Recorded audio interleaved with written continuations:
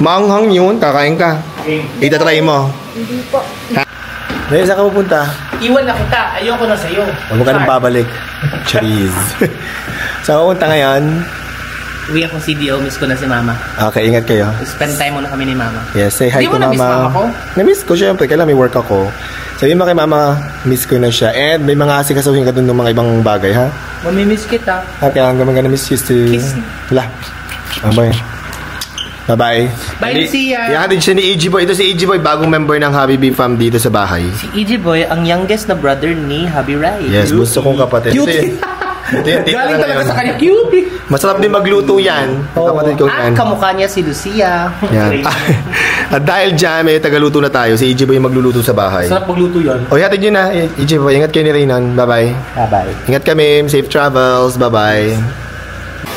Ang bango. Nag-start ka na magluto, EG Boy? Oo. Tingin. Ay, ba't tuloy pula yan?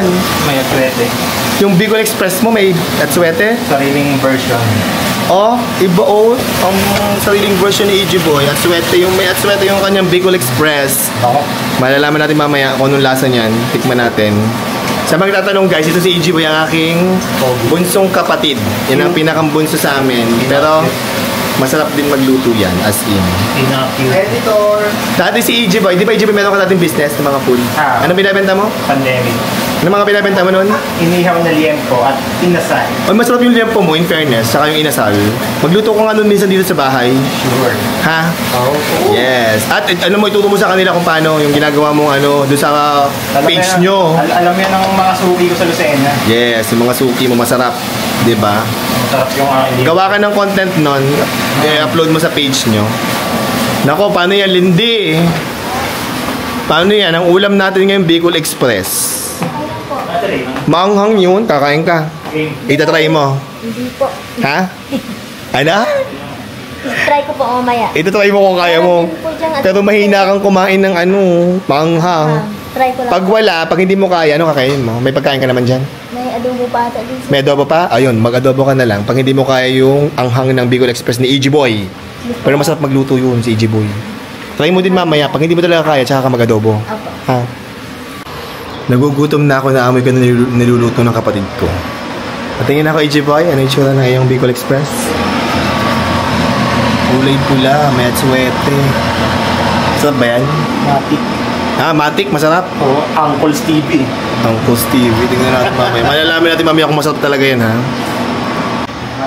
Luto na ba, EG Boy? Yes. Tum na kami. Tingin.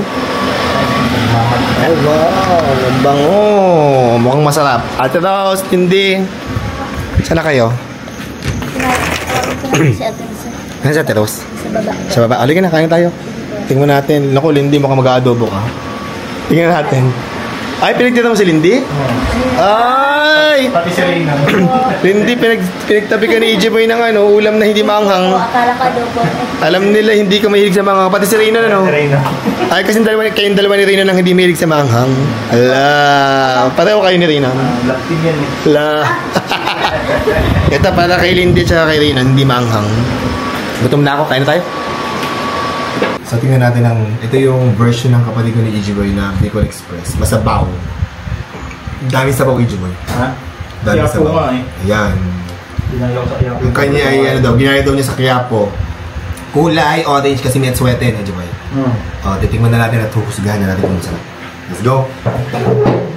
Tikman na natin kung masarap ang Bicol Express ala EG Boy. Sabaw pa lang. Kulay na. Wala.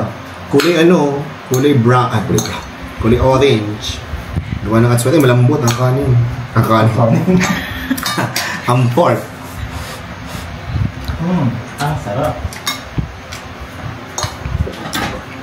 Pero sa'yo. Masarap nga. Walang eme. Masarap. At ang sarap ng anghang. Ate Rose, magugustuhan mo. Kaya na. Sabi ko sa'yo. Kain na, Ate Rose. Sakto yung anghang. Ano, kamusta luto ni EG Boy? Hindi, Ate Rose. Masarap po, sir. Sarap? Opo. Tanong rin ako, ano last? In fairness, masarap EG Boy. Thank you for cooking dinner. Masarap. Thank you. Yan, Welcome. guys, abangan nyo si EJ Boy. Siya na yung tagaluto dito sa amin. Hindi na ako magluluto, retired na ako. Nakatalas, pwede na bumalik si EJ Boy na. Opo. Si Raymond. Sarap po mo Sarap. sila. Si Raymond. Si Judy masarap magluto. Si EJ Boy masarap magluto. Oh. Pwede na akong di magluto.